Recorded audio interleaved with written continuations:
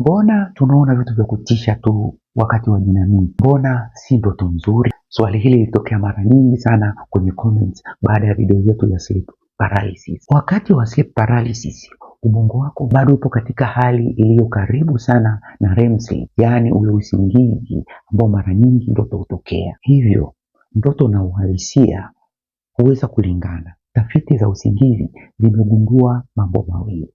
Moja, ile sehemu ya ubongo inayohusika na hofu huwa na shughuli kubwa au active zaidi.